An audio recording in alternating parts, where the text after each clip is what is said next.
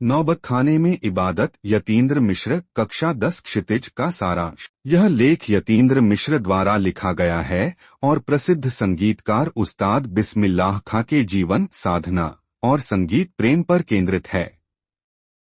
इसमें उनके बनारस के प्रति लगाव, गंगाजमुनी तहजीब और संगीत को ईश्वर की इबादत मानने की भावना को दर्शाया गया है। सारांश। लेख में उस्ताद बिस्मिल्लाह खां के व्यक्तित्व और संगीत साधना का चित्रण किया गया है। उनका जन्म बिहार के डुमराव में हुआ, लेकिन बनारस उनकी आत्मा का केंद्र बना। वे शहनाई के महान उस्ताद थे और इसे भारतीय शास्त्रीय संगीत में प्रतिष्ठा दिलाने में उनकी महत्वपूर्ण भूमिका रही। उनके लिए संगीत मात्र एक कला नहीं, बल्कि ईश्वर की इबादत था।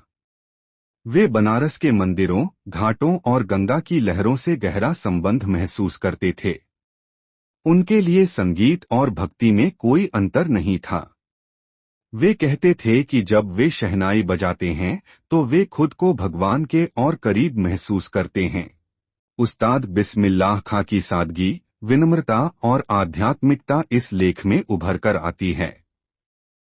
उन्हें संगीत से इतना प्रेम था कि वे कभी बनारस छोड़कर कहीं और बसने के लिए तैयार नहीं हुए, भले ही उन्हें विदेशों में बसने के कई अवसर मिले। मुख्य बिंदु: संगीत को ईश्वर की आराधना मानना। बिस्मिल्लाह खां के लिए शहनाई वादन इबादत के समान था। बनारस के प्रति गहरा लगाव। वे बनारस की गलियों, घाटों और मंदिरों से आत्मीय जुड़ाव महसूस करते थे। गंगाजमुनी तहजीब। वे सांस्कृतिक और धार्मिक एकता के प्रतीक थे, जो हिंदू और मुस्लिम परंपराओं को जोड़ते थे। सादगी और विनम्रता। उन्हें दिखावे से कोई मतलब नहीं था, वे पूरी तरह संगीत को समर्पित थे। संगीत के प्रति समर्पण। उनका जीवन इस बात का उदाहरण था कि सच्ची साधना और समर्पण से कोई भी व्यक्ति महान बन सकता है। निष्कर्ष: नौबत खाने में इबादत लेख उस्ताद बिस्मिल्लाह खां के जीवन, उनके संगीत साधना और उनकी आध्यात्मिक दृष्टि को दर्शाता है।